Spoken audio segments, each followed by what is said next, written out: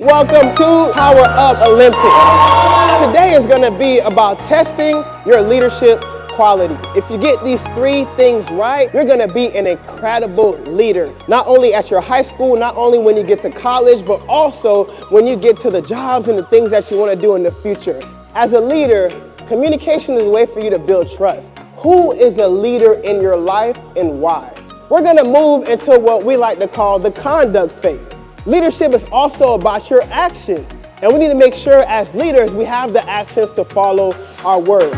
Team number 1, good job. You have. This is a time when I want you to reflect on who you are as a leader. All of my friends pushed me to do better and be better. Step forward if you agree. Stay back if you disagree. There are some habits that I know I need to let go of in order to be my best self. Leadership is about 3 things. The first C was communication. The second C was how you act. And our final C was what's on the inside.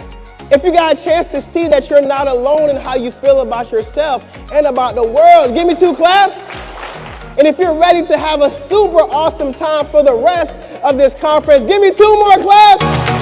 We thank you so much for being with us in this experience.